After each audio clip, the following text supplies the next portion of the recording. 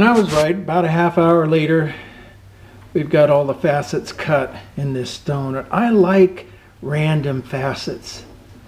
It makes it look very crystal formation like.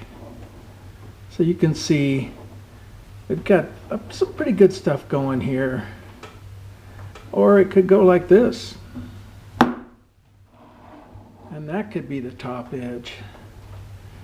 Oh, there's so many choices to make. Although this edge looks a little flat. But let's put the sculpture on there and see what it looks like. I don't know, I'm looking at it. The base looks a little bit big for the sculpture itself. So I may actually go back to the drawing board, maybe pick up one of those scraps that I had that are a little bit smaller and see if maybe the sculpture will fit better on that. We'll save this for some other base. It was definitely too big. Now this one's got promise. This is a piece of scrap from that other base actually. So maybe we'll take this and trim it out a little bit and see how it comes out. Okay, there's one cut. There's a second cut. I think it's starting to take shape.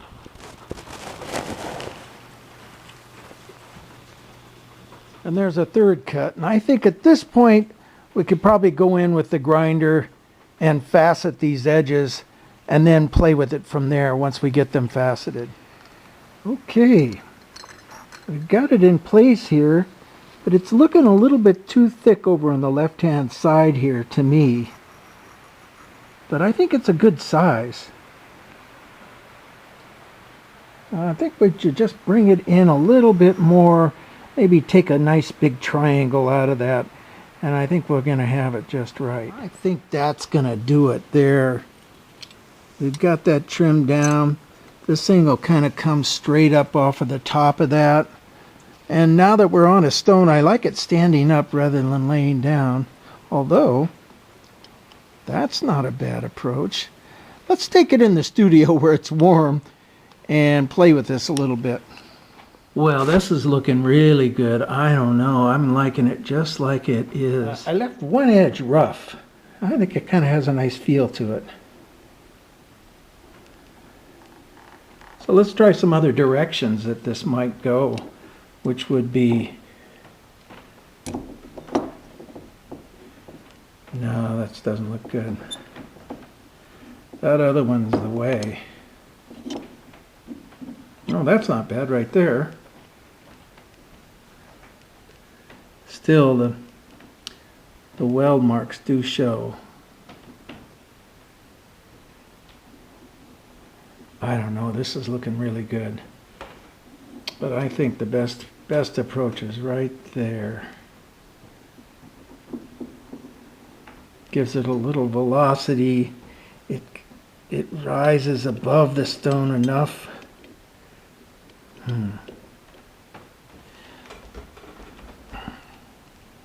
Okay, we got the piece positioned, but now we have to weld a mounting pin on, and you can see this pretty thick piece of silver that's going to be welded to that, and then that'll turn over and go directly straight into the stone.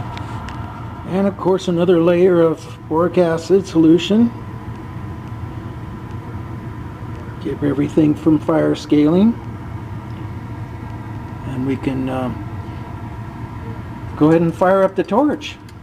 Okay, we're in real close. You can see I've dropped a little length of solder right on that junction point so that when we come in with the heat, I don't have to worry about the solder. It's already there. So now let's just go ahead and heat everything up and see how things are going to go. Okay, the solder took nicely. Got a nice pin there. Now just hopefully we're pointing in the right direction. So I think it looks pretty good. Looks like everything's going to lay in there just about right. All we need to do is drill a hole in the stone and then go ahead and, you know, we have to drop the silver in acid for a little while. You notice that it got a little contaminated right here, which is okay. The acid will clean that up real good. Let's see how the silver fared in the acid. It sat overnight and should be fairly clean. We're going to put it in the dip.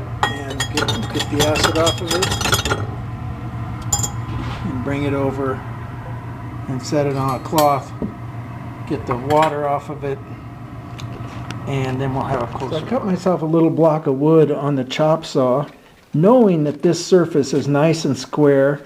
And I just take a piece of sandpaper and drop it over the face of this and clamp it. And then I've got a good grip for it, and I can use it as a sanding. So sanding dust gets everywhere, so I put a piece of newspaper down. In fact, I'm going to open it up even further here. Put a piece of newspaper down just so that the dust has some place to go and I can put it in the garbage can afterwards. And basically, all we're doing here is sanding the surface. I think we've got about a 250 grit paper. Just gently pushing back and forth and getting those heavy scratches out. The same process as with the metal. You know, we're just moving the stones so that it gets smoother and smoother and smoother with each different grade of sandpaper. So we got the last few little edges done. And the reason why I'm using the flat sanding block is to maintain the squareness of the edges here. And you can see they're just about perfect. And then the lines that intersect each one are nice, straight, even lines, which makes it look very crystal-like. So now let's go to a thinner sandpaper. Maybe, what do we got here?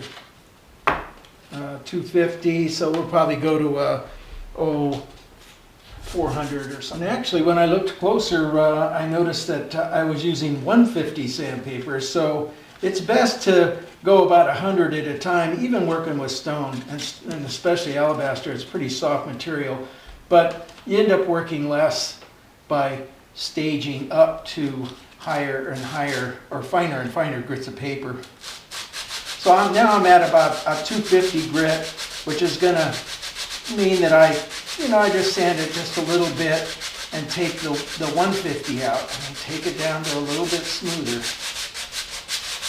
Okay, we've done the 250, and now we're into much finer paper, 400, and that takes a little bit more finesse, just trying to keep the edges nice and square as I file it, or not file it, but sand it, and bring in those edges in nice and straight.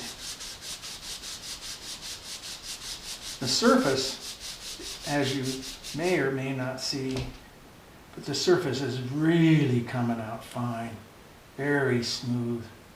So now you can see the surface, and it's smooth, but you can't really see the depth into the stone. And the way that I find the depth into the stone is by applying just a little bit of paste wax.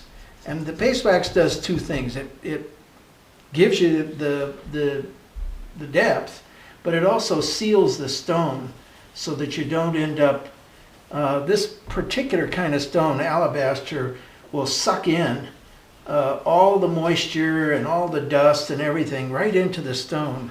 So you really have to kind of seal it in order to get it to last any period of time. You can see the difference between this part here and the rest of the stone.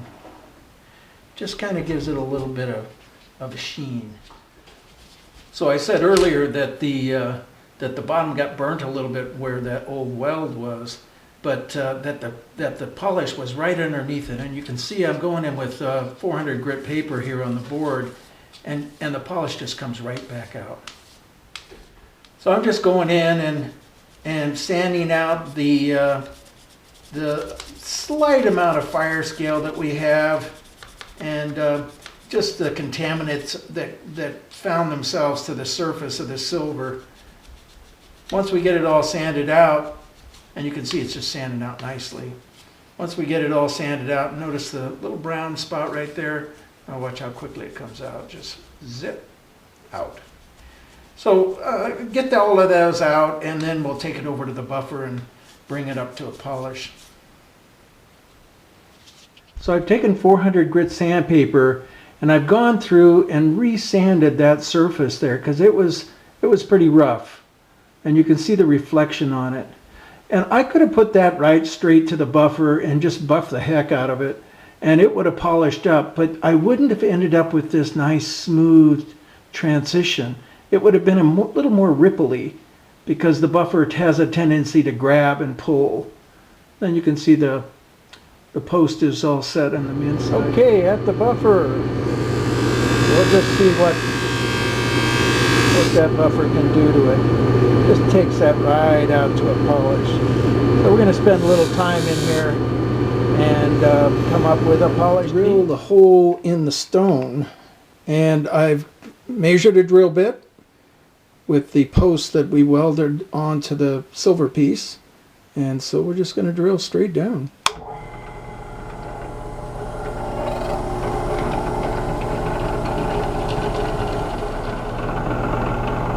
So if we're coming straight down on it, we want to come down very carefully, very slowly, just to get that hole started. Once we got the hole going, then it's pretty simple. Just the drill press just presses straight down. I just keep going down. Okay, so the hole is drilled. Now we go ahead and just assemble the piece and drop it into the hole. See how things go. Now it wants to rotate back that way, but you know, once it's glued in, we can bring it back. We're going to mack up the pin that goes down inside of the stone, because we're going to glue this, and we definitely want this glue to stick. So you can kind of see that I'm just putting little divot marks all along the shaft of the pin here. Okay, let's mix up a batch of 5-minute epoxy, which tells me I've got 5 minutes to get this stuff mixed and get it inside of that receiver in the stone, so that I can put the sculpture in. We're going to use a scribe to get the glue in, because let's mix it up a little bit better. To get the glue in, so that it doesn't get any glue on the outside of the stone. So we can just kind of drip it in there and run it down and not have a problem with contaminating the outside of the stone. Ooh, go quick. There we go. I can feel it's in pretty good shape for the whole thing. We'll put a little bit on the sculpture itself, just to make sure that we've got it everywhere. And then let's get the other part in place.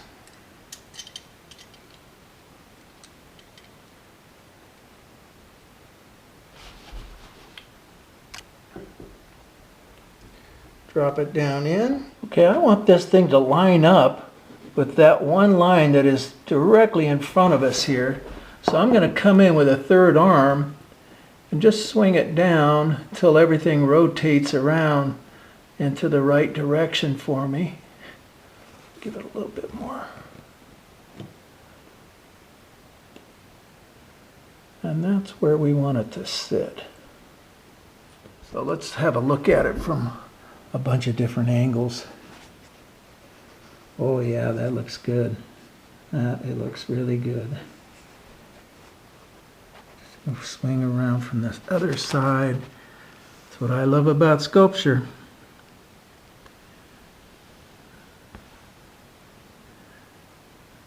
Yeah. And you can look at the polish. As much as I tried, that polish still got a little bit of riffling. You can see that in the reflection. Doesn't have that mirror finish that I was looking for. But that's just the way silver is. It tends to pull a little bit. Most of the time you don't notice it. Okay, this piece came out really good. I just love the lines in it. And the fact that the silver is polished and the copper is burnished.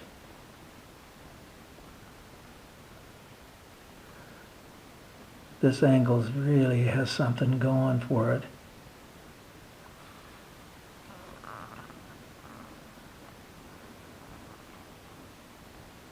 Every angle.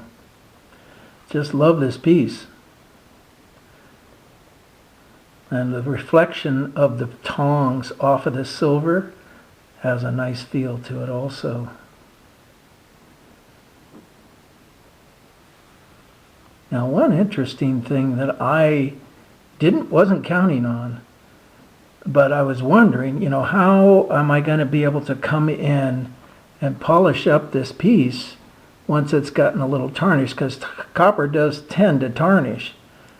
And when I was putting it together, I just realized, when I was just in the last, half hour or so, I realized that I didn't have to make this piece solid. It can just slip out and go back in.